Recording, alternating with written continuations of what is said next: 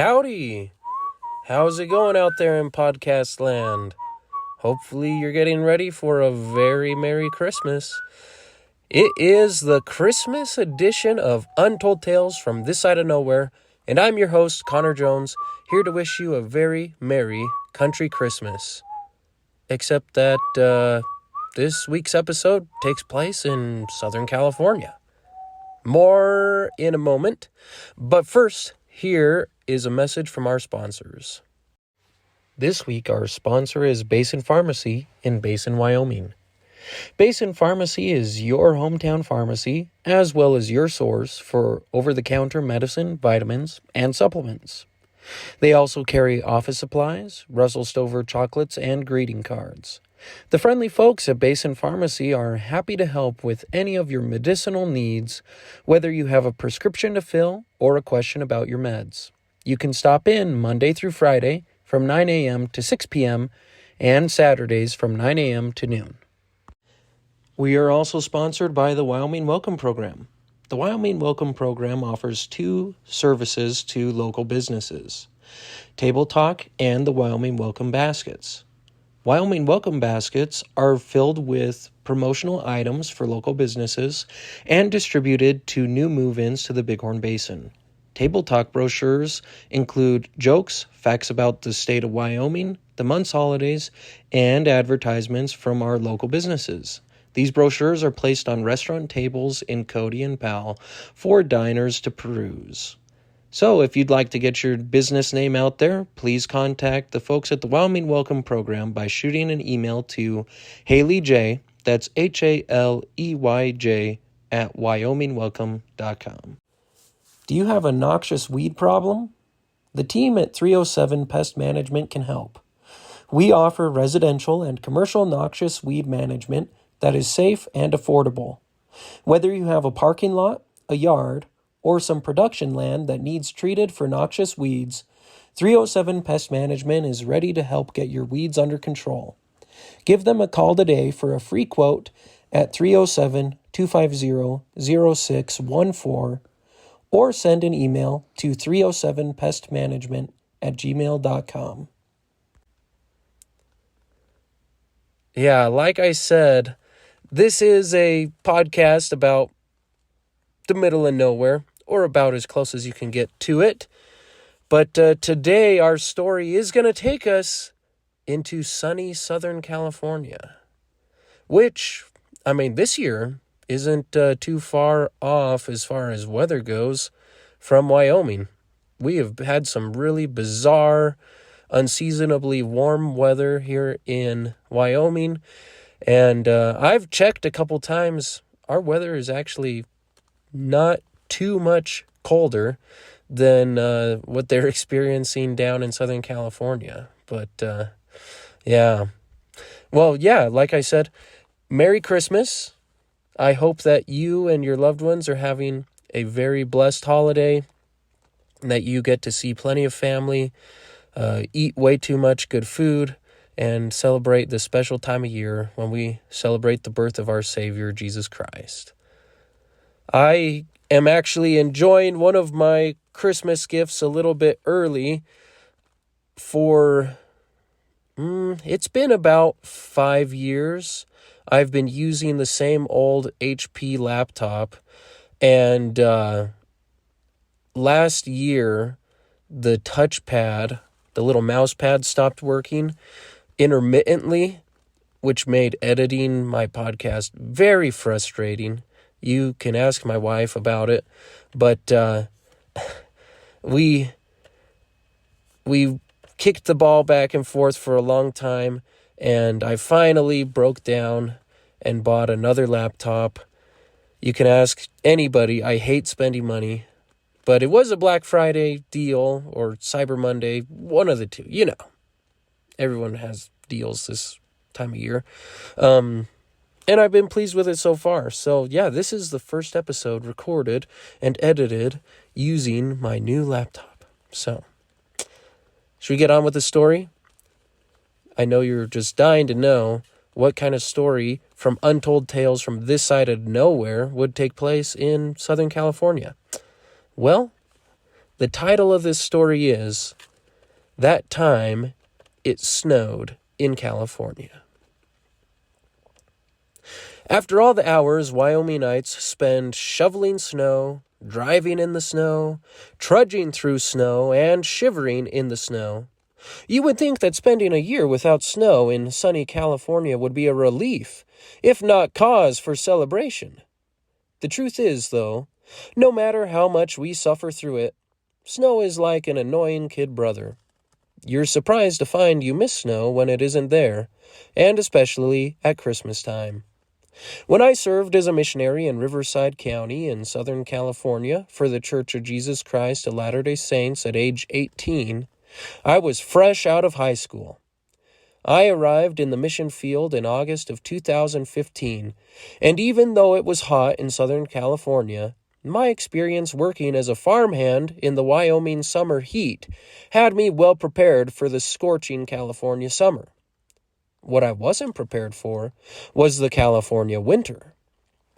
You see, in Wyoming, once October hits, snow can't be far behind. Most parents plan their kids' Halloween costumes around the possibility they could be trick-or-treating in a foot of snow. People are good sports about it, too, even if it can be disappointing for the kids. Knock, knock, knock. The door swings open. Trick or treat! Why, hello! Come on in! Don't worry about the snow. I'll shovel it out of the dining room later. And what are you dressed as? I'm a fairy princess. Why, yes, you are. I can see the wings on the back of your snowsuit. Mom never could talk any of us into being Arctic explorers for Halloween, but looking back, I can see the wisdom in it. An astronaut wouldn't have been a bad choice either, come to think of it. Maybe we can steer our boys towards one of those options next year.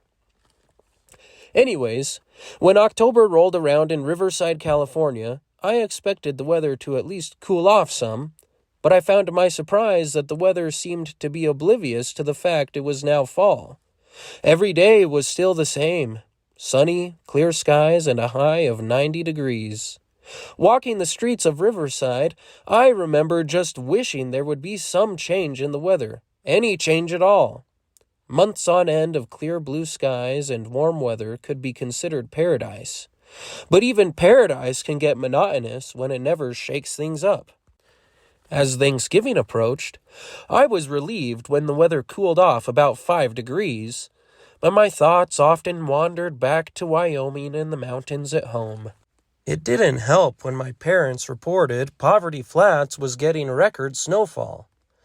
While I wiped my brow in California, I imagined hunting elk in the Bighorns, sledding down the red hills near our house, and shoveling sidewalks.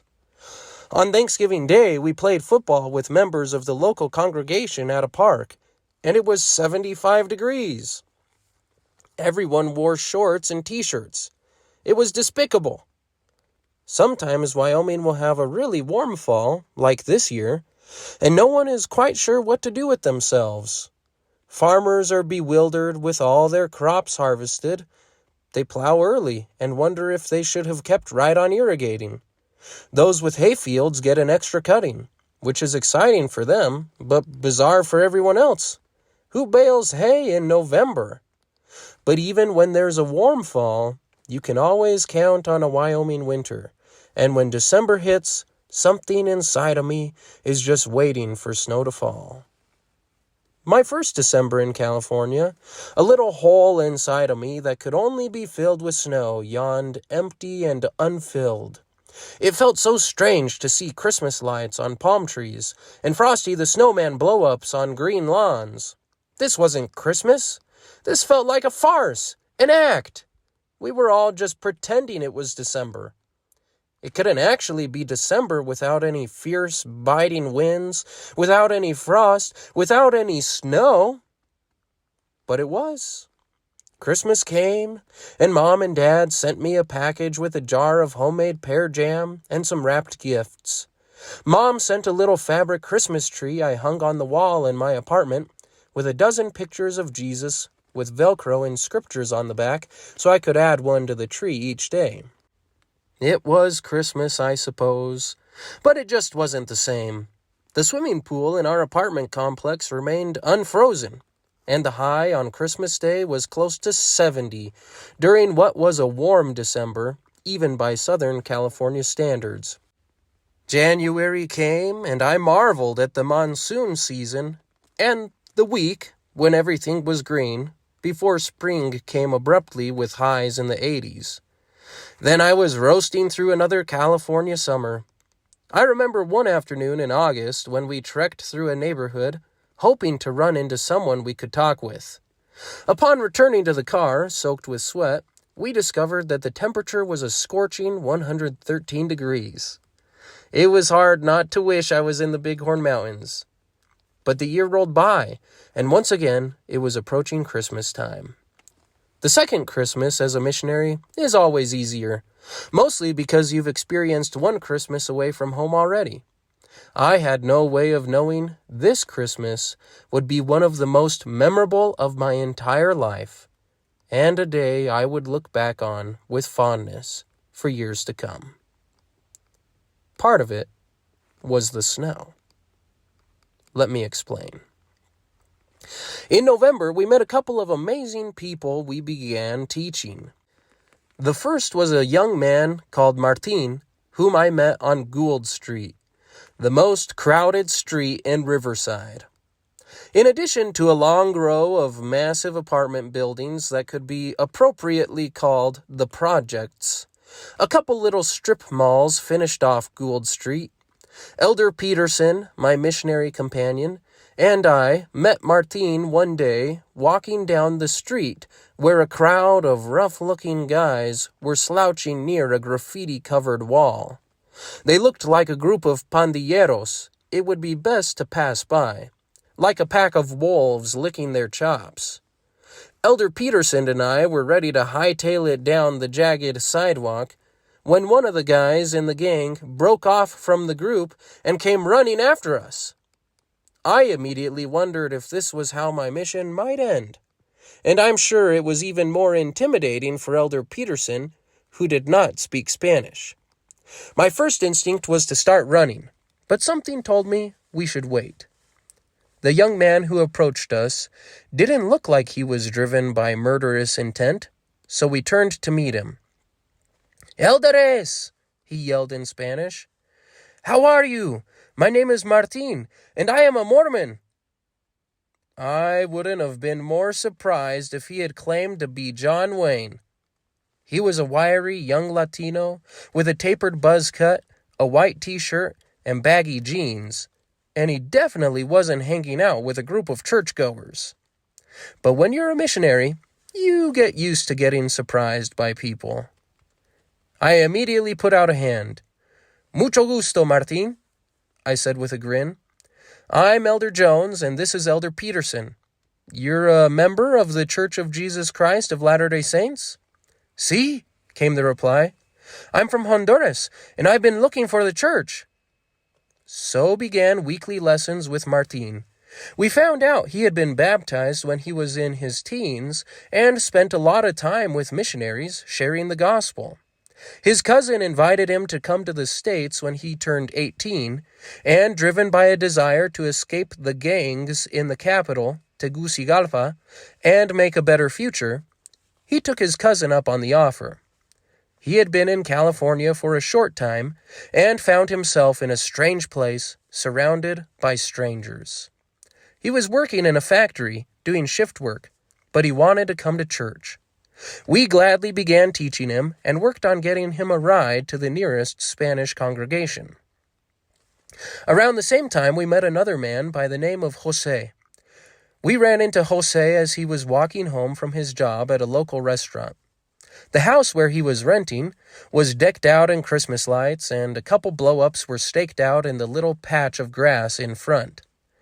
He was a short man in his 40s with salt and pepper hair who told us one of the most unbelievable stories I've ever heard. He was from Acapulco, Mexico, and he had been a federal, one of the police officers for the Mexican government. "I've been to Mexico, and these guys don't mess around," They look like the equivalent of a SWAT team in the U.S., but they carry bigger guns. They're the guys who get called in when the local police are in over their heads. One day, Jose told us, he was on his way home from a shift, and his brother-in-law stopped him. "Jose," he said, "I am only here because you are my sister's husband, and she would be devastated to see you dead." Jose's brother-in-law was involved with the local gang, and he was about to give Jose some very bad news. "Listen, Jose," he said, "the gang has put a hit out on you, and they are waiting outside your house to kill you. You have to leave Mexico, now. Don't go home. Don't tell anyone where you are going, not even your wife. Just leave now." So that was what Jose did. He caught a bus and walked away from everything he knew, with nothing but the clothes on his back and a few pesos in his wallet. He came to California and eventually sent word back to his family when things had quieted down. Now he was renting a room for $500 a month and washing dishes to try to make ends meet. If anyone needed peace from the Prince of Peace, it was Jose. We began teaching him the gospel, and my good friend Fernando from the local congregation joined us for the lessons to help Jose get the support he needed. As Christmas approached, we were so busy teaching lessons and looking for ways to bring the light of Christ to those around us during the special time of year, I didn't even notice how warm it was. Maybe part of me was getting acclimated to the Californian winter. Whatever the case, I didn't pay any attention to the things that had so bothered me my first Christmas in California, like the lack of snow. It just so happened that Christmas fell on a Sunday that year, and we couldn't have been more excited. There's just something special about a Sunday Christmas. It seems like what's really important about Christmas is easier to focus on when you get to go to church and sing all the wonderful Christmas songs on the special day. What's more, we had invited both Martin and Jose to come to church that Sunday. There was just one problem. Jose didn't have a car. "How far is it to the church?" Jose asked during a lesson a few days before Christmas. I said, "It's probably about 5 miles from here." "Oof," Jose replied. "I don't have a car. Can't you guys give me a ride?" Jose asked hopefully. "Sorry," I grunted. "We're not allowed to give anyone a ride to church meetings. I think it's an insurance thing." Jose looked crestfallen. But don't worry," I added. "I'm sure we can find you a ride." As we left the lesson, Elder Peterson turned to me and said, "I'm not sure we can get Jose a ride to church." "What do you mean?" I asked, puzzled. "We found rides for people before." "Yes," Elder Peterson said, "but it wasn't on Christmas morning. I'm sure someone would be willing to take him, but I'd hate to make someone go out of their way on Christmas Day, especially when the meeting is so early. People will be finishing unwrapping presents, and then they'll be in a rush to get to church. You know how it goes." It was my turn to feel crestfallen. Elder Peterson was right. I was sure there would be someone who would be more than willing to give Jose a ride to church, but it would be hard to coordinate one on Christmas morning and on such short notice. "We'll figure something out," I said, trying to sound confident, but not really feeling it. Later, when we met with Martin, we renewed our invitation to come to church with us on Christmas morning. "Oh, of course," Martin said. "I will definitely be there. I don't have to work and I wouldn't miss it." "The building is a few miles from here," I told Martin. You don't have a car, do you?" "No," Martin said. "But my cousin does. I'm sure he'll be sleeping in on Christmas, so I can borrow it." "Really?" I asked, an idea beginning to form in my mind. "Of course," Martin said with a grin. Elder Peterson and I shared a glance. I could tell he was thinking the same thing I was thinking. "Martin," I said, "is there a chance you could help us by giving someone a ride to church?" Christmas morning, we were up early, ready to put our plan into action. The night before, I ran through the plan over and over in my head, wanting to make sure everything went just right the next day. It would be Jose's first time coming to our church, and I wanted to make sure he felt welcome. I also wanted both Jose and Martin to be uplifted and feel the spirit of Christmas at the meeting. And, it being Christmas, we wanted to do something special. In my family, we celebrate Christmas morning by eating a breakfast that is a Jones family favorite: waffles and ice cream. Our plan was to share breakfast with Jose, Martin, and the other set of missionaries in our congregation before services.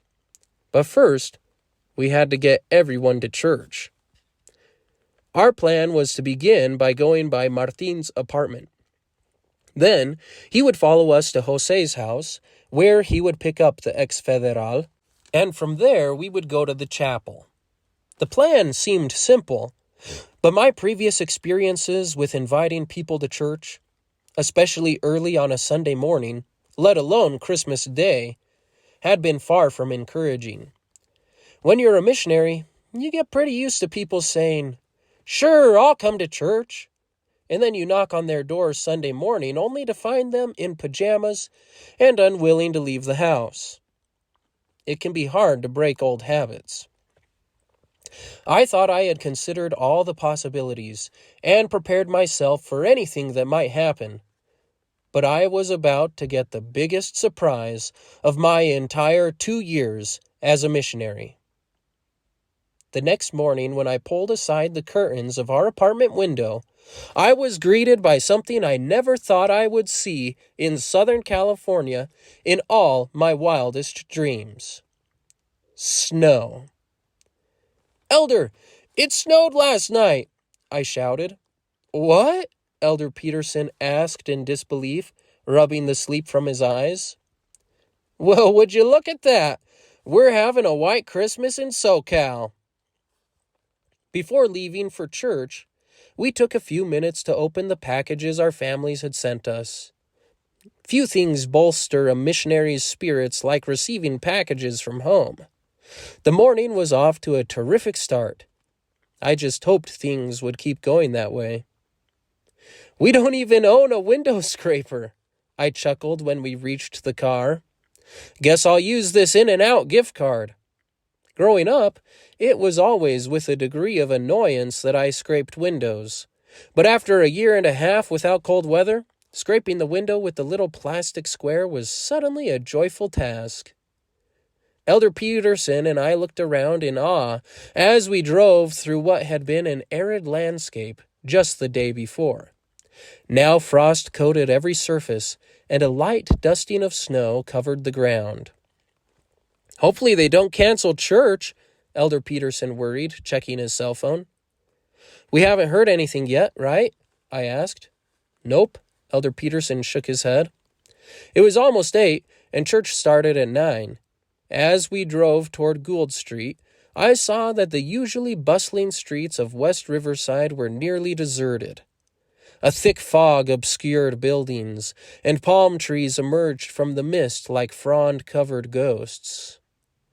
When we pulled up to the apartment Martin shared with his cousin, thick frost covered the beat-up old Honda Civic parked out front.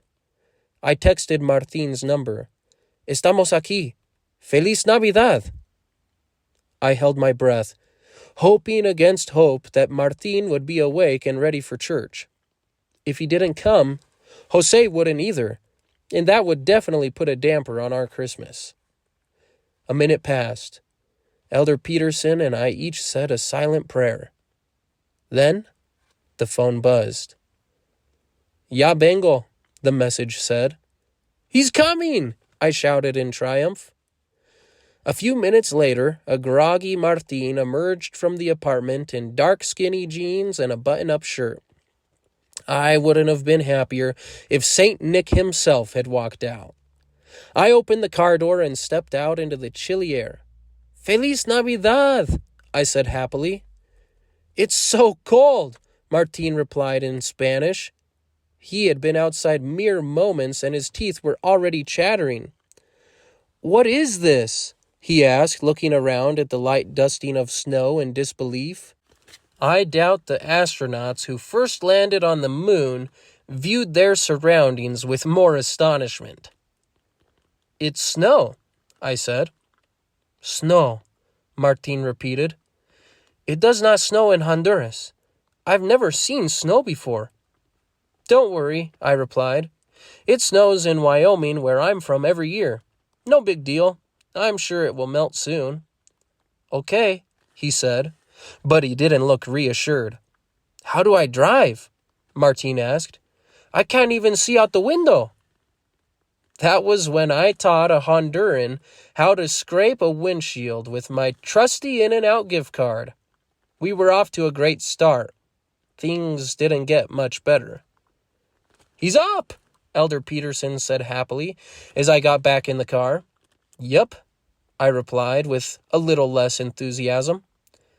Martin has never seen snow before, I said. Oh, I guess that makes sense, Elder Peterson said, then added. So, he's probably never driven in snow either. In response, Martin reversed the car and skidded into the plastic garbage bins on the edge of the street with a loud bang. Nope, I replied, giving Elder Peterson a worried look. As we drove slowly toward Jose's house, I checked my rearview mirror every few seconds to make sure Martin was still behind us. Little videos of his car sliding off the road kept running through my head. I did my best to push them aside. One of our friends had been awake and ready for church. Could we possibly hope for a second? We made it to Jose's house without incident, and when we were parked, I ran up to the door and knocked gently. Please be up, please be up, please be up, I silently pled. A few moments passed, and then a few more. I glanced back to see Martin waving happily from his car through frosty windows. Elder Peterson gave me a questioning look. I shrugged back. Just as I was starting to wonder if Jose would answer the door, it opened just a crack. I'll be right out, said a deep voice in Spanish. Perfecto, I replied. My heart soared. He was awake! I couldn't believe it. I couldn't count the number of times I had invited someone to church only to have them flake out at the last minute. And now, on one morning, 2 people were coming to church. It was almost too good to be true. A minute passed, and Jose emerged, his black hair slicked back and his mustache trimmed to perfection. He was wearing a pair of slacks and a nice collared shirt. Feliz Navidad, I said happily. Jose grinned. Feliz Navidad, Jones, he replied. Whew, it's so cold.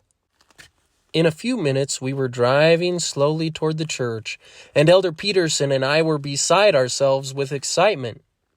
They're both coming to church, Elder, I shouted. If we can make it there, Elder Peterson laughed, shaking his head. I sure hope Martin can make it. He's driving like this is black ice. With all the speed of a Christmas parade, we drove slowly toward the church. It was almost 8:40 when we pulled up to the building, and Martin and Jose pulled in beside us. Martin hit the curb a little harder than I probably would have, and both men emerged from the vehicle, Martin grinning ear to ear. The sun was shining through the clouds, and the church had never looked more beautiful, with its Spanish tile roof dusted with snow and its white stucco exterior. Come on in! Elder Peterson waved Martin and Jose toward the door. Inside, we made our way down the hall and toward the serving area. How about some breakfast? I asked Martin and Jose. Sounds good to me, Martin replied. Elder Peterson and I led the way. In the church building's kitchen, we met Elder Smith and Elder Wetzel, who had already set out paper plates. Feliz Navidad, they greeted us. Feliz Navidad, Elders, we replied. Come on in, have a seat. Elder Wetzel welcomed us in. Jose and Martin took their plates, and I retrieved the tub of ice cream from the freezer. Ice cream? For breakfast? Jose asked in disbelief. And waffles, I grinned. It's an American thing. Okay, Jose shrugged. Now, who wants to say the prayer? I asked. And so, on Christmas Day, 4 white guys from Utah and Wyoming sat down to eat breakfast at a church in California with an ex-federal from Acapulco and a young Honduran.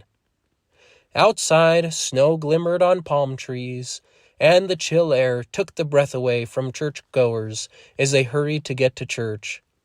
It was truly a Christmas miracle. Well, there you go. That time, it snowed in California. It was an amazing experience. And I haven't had many Christmases before or since that can top that Christmas. It was very neat. And I remember that time fondly. It was weird not to have any snow and have it be so warm during the winter. And gosh, I've been getting some of those vibes this year. Like I mentioned, it's been very warm here in Wyoming. I hate to say it, and maybe I'll jinx us, but I hope it snows soon. So, well, I hope that you have a wonderful holiday, that your Christmas is a beautiful and wonderful time of year for you, that you get to spend it with friends and family. And from everyone here at Untold Tales from this side of nowhere, I wish you a Merry Christmas. If you enjoyed the show, be sure to follow or leave a review wherever you are listening. We appreciate your reviews, and they make the show easier to find. If you want to reach out to me and share a story about a special Christmas you have had, you can comment on Facebook when this episode drops, or you can send me an email at untoldtalesthepodcast@gmail.com. As always, this has been another episode of Untold Tales from this side of nowhere, where we work twice as hard for half as much and still find time for the important things, like fishing. See you next time, folks.